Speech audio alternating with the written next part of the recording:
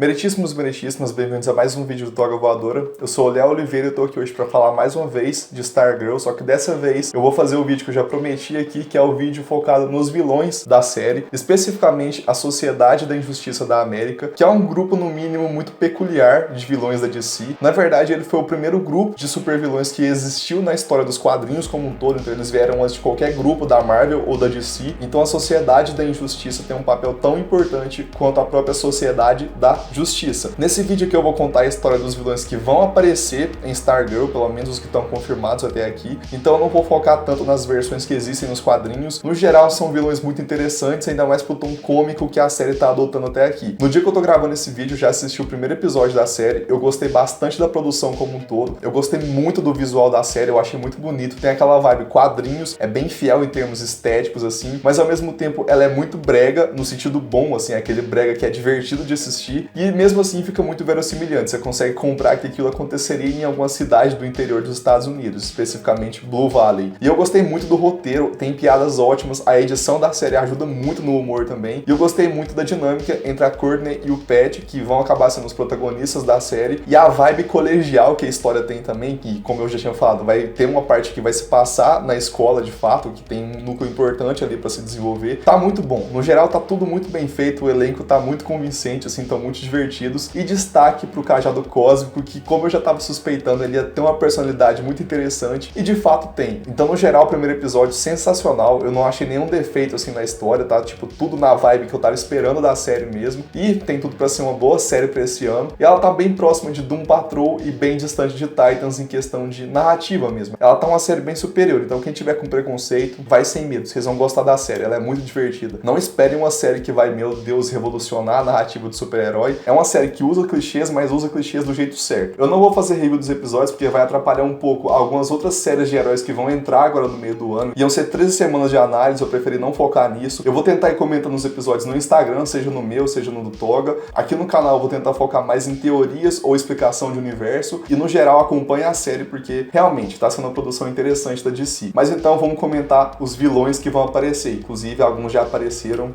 muito interessantes também. E o primeiro vilão que eu vou comentar, que aparentemente é o líder dessa versão da Sociedade da Injustiça, é justamente o Rei Dragão, que é como se fosse o arqui-inimigo da Stargirl, é como se fosse o principal rival dela, que inclusive eu já comentei no vídeo que eu fiz sobre a Stargirl, então nesse vídeo aqui eu vou comentar um pouco mais de detalhes da história dele, mas no geral vocês devem estar sabendo que ele é um cara que tem ligação com paradas místicas, com coisas sobrenaturais. O Rei Dragão, inclusive não dão tanto enfoque no nome civil dele, porque ele gosta de ser chamado de Rei Dragão, é como se o nome dele fosse esse, então vamos tratar ele como Rei Dragão. O Rei Dragão era um oficial de alto escalão do governo japonês durante a Segunda Guerra Mundial, e ele era basicamente o responsável pela ala científica bélica do governo japonês, então ele ajudava a desenvolver armas químicas, armas biológicas, no geral tecnologias que iam ser usadas para tirar vidas humanas durante a guerra. Como eu já comentei no vídeo que eu fiz da Sociedade da Justiça, ele era basicamente um dos caras mais próximos do Hitler durante a Segunda Guerra Mundial, e isso na Terra 2, que é o universo em que se passa a história de Stargirl. Mas basicamente o Hitler pessoalmente convidou o Rei Dragão para fazer parte da alta cúpula de Berlim e também pediu para ele cuidar da segurança daquela cidade que era tão importante para o Terceiro Reich. E o que o Rei Dragão fez? Utilizou dois artefatos místicos muito importantes para a história da DC, um deles o Santo Graal e o outro a Lança do Destino, para justamente criar um campo de força em torno de Berlim, utilizando magia arcana para afastar qualquer ataque dos super-heróis ou dos aliados. E esse campo de força segurava que qualquer herói que tivesse vulnerabilidade à magia, principalmente o Superman, assim que tivesse contato com essa barreira, ia sentir uma fadiga extrema e não ia conseguir utilizar seus poderes. Ou então, no pior dos casos, esse herói ia sofrer uma lavagem cerebral e ia acabar se tornando um soldado dos nazistas. Mas então, em 1945, veio a derrota da Alemanha e do Japão e o Rei Dragão ficou como foragido. Ele atuou nas sombras por algumas décadas ali, fazendo experimentos em que ele misturava a genética humana com a genética de répteis, por isso que ele se auto-intitulava o Rei Dragão, porque ele tinha esse fascínio com os répteis e ele acreditava que eram animais que tinham propriedades místicas. E nas histórias pós-crise nas Infinitas Terras, o Rei Dragão se situou em Blue Valley, no interior do Nebraska, que é justamente a cidade da Stargirl, e ele se mudou para a cidade com a sua filha Cindy Burman, que já apareceu no primeiro episódio e que já causou problemas para Courtney, então já começou até a rivalidade das duas aí. E como eu disse, a Cindy é uma rival tanto dentro da escola quanto fora dela, porque eventualmente ela vai acabar se tornando uma super vilã chamada Shiv, que é basicamente uma assassina focada no uso de armas brancas, e ela já deu muito trabalho para Stargirl, então ela vai ser um empecilho tanto na vida civil quanto na vida de heroína da Courtney. E com o tempo o Rei Dragão e a Shiv se tornaram os principais inimigos da Stargirl e do Fight, baixa que estavam ali para proteger a cidade de Blue Valley, enquanto os vilões estavam ali justamente para tocar o terror e conseguir fazer seus experimentos. A gente viu que aparentemente essa cidade tem uma coisa a mais, tem alguma espécie de conspiração rolando ali. Não vou entrar em detalhes ainda porque a série só começou a tocar nesse assunto, então vou encerrar por aqui a parte do Rei Dragão, só falando de como que foi o final desse personagem nos quadrinhos, pelo menos até os 952. Eventualmente, em um combate direto, a Stargirl acabou matando o Rei Dragão, só que assim, o corpo dele nunca foi encontrado de fato, os próprios membros da Sociedade da Injustiça nunca acreditaram que ele estava de fato morto, só que depois de algumas edições ele acabou retornando com a Lança do Destino. A Lança do Destino já apareceu tanto no filme do Constantine com Keanu Reeves, quanto em Legends of Tomorrow, e já é uma arma que é conhecida do público e é uma boa chance de fazer um link com as histórias do Constantine e da possível Liga da Justiça Sombria. E tem muito boato rolando de que vai ter de fato uma série dessa equipe, e esse artefato é muito importante para a história desse time, então fica a possibilidade de um crossover aqui. E, inclusive, quando o Rei Dragão ficou muito poderoso utilizando a lança, ele foi derrotado por uma ação conjunta entre a Liga Sombria e a Sociedade da Justiça. O próximo vilão que eu vou falar é o Onda Mental, que foi o vilão de maior destaque no piloto da série, mas basicamente o nome civil do Onda Mental era Henry King, e nos quadrinhos ele nasceu em 1910, e ele era uma criança que apresentava muitas deformidades no rosto, que causavam espanto nos próprios pais dele, mas ele também apresentava alguns dons psíquicos que até então os pais não entendiam o que era. Eventualmente o Henry se tornou psiquiatra para justamente entender a mente humana, e isso permitiu que ele desbloqueasse mais seus poderes, só que ao invés de usar os dons para fazer coisas úteis, ele passou a cometer pequenos roubos utilizando o seu dom de criar ilusões. Numa das suas fugas, o Henry acabou conhecendo a Sociedade da Justiça, e a ideia dele foi no mínimo peculiar. Ele ofereceu seus serviços psiquiátricos para a equipe para tratar a mente dos maiores heróis da América. Basicamente a ideia do Henry era estudar os heróis e prender as mentes de todos eles em um dispositivo em que eles eram constantemente massacrados por nazistas, enquanto os corpos físicos deles estavam imóveis aqui fora. Só que quando o Henry tentou conectar o Alan Scott, o Lanterna Verde original, nesse dispositivo, a força de vontade do Lanterna era tão grande que acabou explodindo esse dispositivo e os efeitos atingiram em cheio o Henry, fazendo ele ficar meio insano por alguns meses. Em 1947, o Henry, já usando o nome de Onda Mental, passou a integrar a Sociedade da Injustiça para tentar traçar uns planos melhores para derrotar a Sociedade da Justiça. E mais uma coisa interessante sobre esse vilão é que ele se casou com Mary Pemberton, justamente a irmã do Starman original, o Sylvester Pemberton.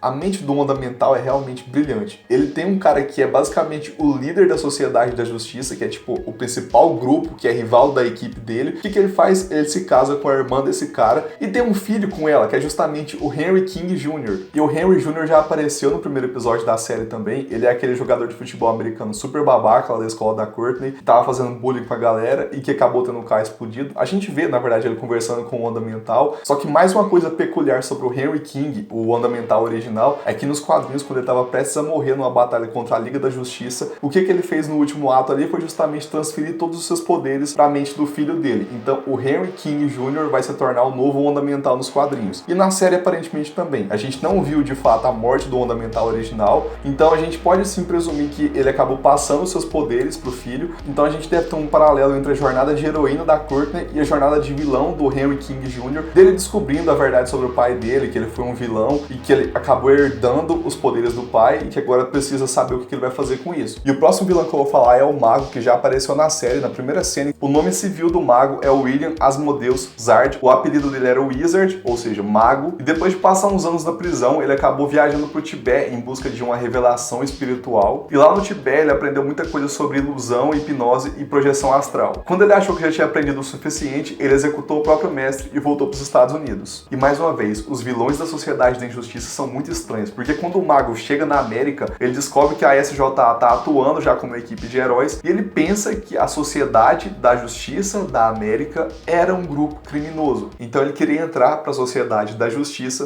para cometer crimes.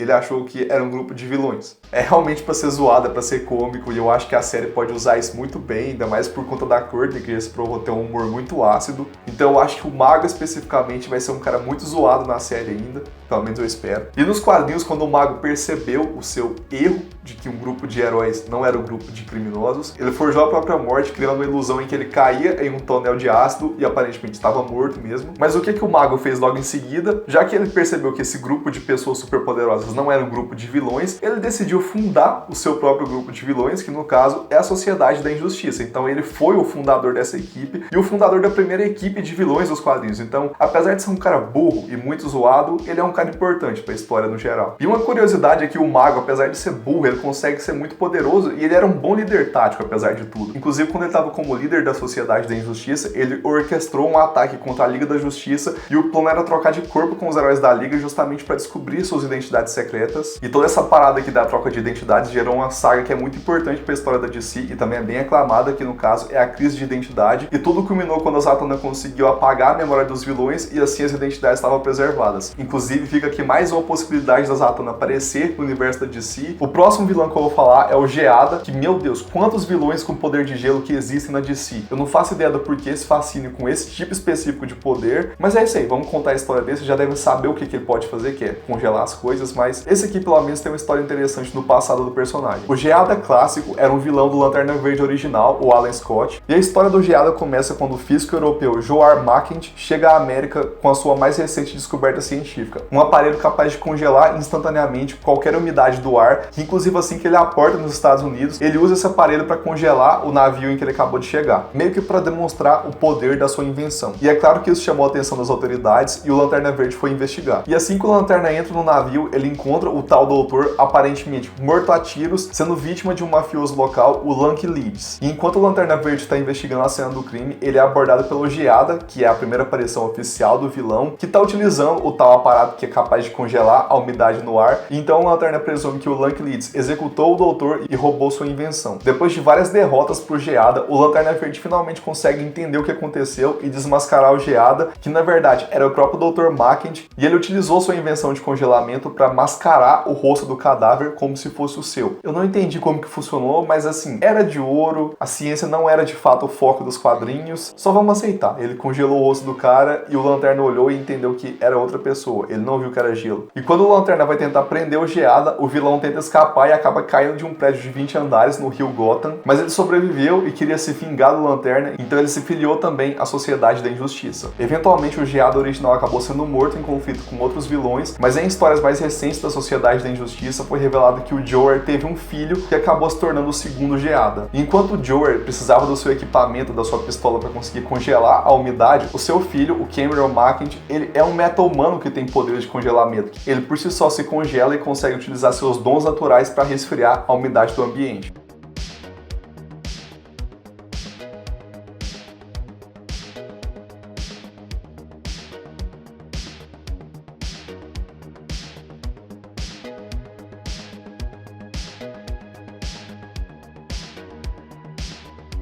Vou falar agora da única vilã dessa formação da sociedade, que é a Tigresa.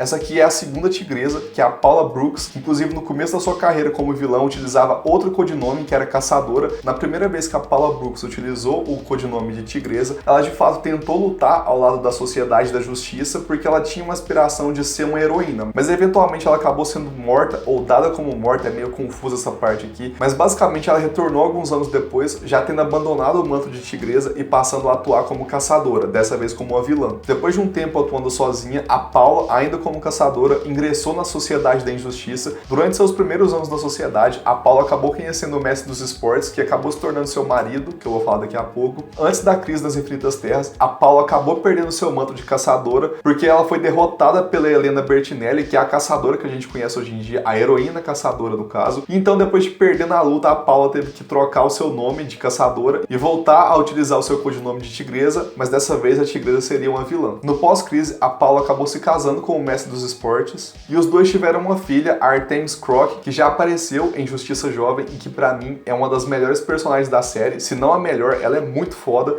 E a Artemis, quando era adolescente, começou a atuar como vilã ao lado do pai, dessa vez utilizando o manto de Tigresa, que era da mãe dela, porque a Paula Brooks se aposentou. Só que logo a Artemis começou a perceber que não era certo lutar ao lado do seu pai, que era um criminoso. Ela se voltou contra a própria família e se juntou aos Jovens Titãs. E falando no pai da Artemis e esposo da Tigresa, vamos falar agora do Mestre dos Esportes, que é um vilão muito estranho, mas que é interessante, porque ele já funcionou muito bem em Justiça Jovem, e aqui na série ele já apareceu e também funcionou muito bem, tanto na questão do visual dele como Mestre dos Esportes, quanto no lado civil, quando ele interage com o Pat. Lawrence Crockett tinha um apelido de Crusher, porque era um cara que realmente quebrava tudo, ele sentava porrada em geral, porque ele tinha um porte físico muito avantajado, e ele era um atleta de alto nível em diversos esportes. Só que eventualmente o Lawrence foi expulso de todos os seus esportes por conta de uma briga em que ele lesionou gravemente um jovem competidor, então todas as comissões decidiram por expulsar ele e assim sua carreira no esporte estava manchada para sempre. E frustrado por não conseguir mais ser um esportista, ele decidiu usar suas habilidades para cometer crimes e ele se tornou o Mestre dos Esportes, sendo mais um dos inimigos do Lanterna Verde original. E o Mestre dos Esportes no começo cometia crimes sempre ligados à prática esportiva. Então ele extorquia instituições esportivas, furtava objetos esportivos famosos e até mesmo sequestrava algum competidor de alto nível. Ele também entrou para a Sociedade da Injustiça, se casou com a Tigresa e com ela teve a Artemis, a filha que ele considera uma traidora, mas ele tem muita habilidade com objetos esportivos no geral e ele aprimora esses equipamentos justamente para se tornarem armas. Então, por exemplo, ele tem bolas de beisebol explosivas, redes de beisebol voadoras que ele utiliza para prender inimigos ou bastões de beisebol aprimorados. E o visual dele é todo composto por equipamentos de proteção de esportes diversos. Então ele tem realmente esse fascínio com o esporte ainda, apesar de nunca mais poder competir naquilo que ele tanto ama. Então ele usa todas as suas habilidades para justamente cometer crimes. E para encerrar o vídeo, eu vou falar do último vilão que deve aparecer na temporada, que é o Solomon Grundy, que é um personagem muito curioso da DC, que tem uma história meio nebulosa ainda, que tem várias versões. Eu vou tentar contar da forma mais simples possível e que eu acho que vai se adequar melhor ao universo de Stargirl. Em 1894, um homem rico chamado Cyrus Gold foi atacado, roubado e assassinado, tendo seu corpo lançado no Pântano da Matança, localizado nos arredores de Gotham City, e durante os 50 anos que se seguiram, a sujeira e a vegetação cresceram e se congelaram ao redor do esqueleto de Gold, e uma espécie de milagre macabro deu à vida a uma criatura que agora conhecemos como Solomon Grundy. Ainda que o Grundy seja uma espécie de zumbi que não tem mais um cérebro, ele guarda sim algumas emoções e lembranças da morte do Cyrus Gold, e isso faz ele ter alguns ataques de fúria e destruição. E o nome do zumbi foi dado por uma gangue que encontrou ele num pântano, e eles tiraram esse nome de uma canção infantil que eu vou colocar aqui na tela. Não vou recitar porque já são 1 da manhã, a bateria da câmera tá acabando. Solomon Grundy nasceu na segunda, batizado na terça, casou na quarta. Solomon Grundy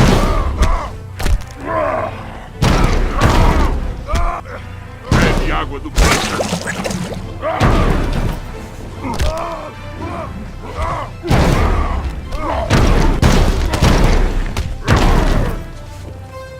Ao longo dos anos, o Grundy tem sido morto e ressuscitado várias vezes, muitas dessas mortes tendo sido causadas por conflitos contra a Sociedade da Justiça, e o Grundy acabou sendo acolhido pela Sociedade da Injustiça porque, de fato, ele não decidiu entrar, ele foi meio que aceito porque, né, ele não tem exatamente autonomia de vontade. E uma curiosidade interessante sobre o Grundy é que, em um conflito contra o monstro do pântano, um elemental da Terra, o próprio zumbi acaba descobrindo que ele deveria ter sido um elemental da Terra, só que a sua formação foi defeituosa e por isso que ele acabou se tornando um zumbi e não um guardião de fato. E o Grundy tem essa espécie de maldição trágica em que ele sempre vai desafiar algum grupo de heróis, vai acabar morrendo, vai voltar, então os heróis nunca vão se livrar dele e ele também nunca vai se livrar dessa condição de estar em eterna morte. Então o Grundy na série vai ter um papel mais de Hulk, entre aspas, ele vai ser uma espécie de personagem tanque que vai ser a força bruta da equipe dos vilões. No geral, o que eu tinha pra falar da Sociedade da Injustiça era isso. Eu acho um grupo muito interessante, muito divertido também, eu acho que a série pode se valer muito do humor em relação a eles, e eu acho que com esses personagens aqui dá pra trabalhar muito bem o desenvolvimento de cada um, não precisa colocar mais nenhum vilão, e eu acho que eles podem sim servir de um desafio interessante para Stargirl e para a nova geração de heróis. Então é isso, comenta aqui se você já conhecia essa equipe de vilões, o que você acha dessa versão que foi utilizada na série. Se você gostou do vídeo, deixe seu like, se inscreva, ative as notificações, porque ainda tem muito conteúdo sobre essa nova série da DC, e principalmente muita teoria, ainda mais com relação a possíveis crossovers, e como essa série aqui vai encontrar Titans, Doom Patrol e o Arrowverse no geral. Então fica de olho porque tem mais conteúdo vindo aí.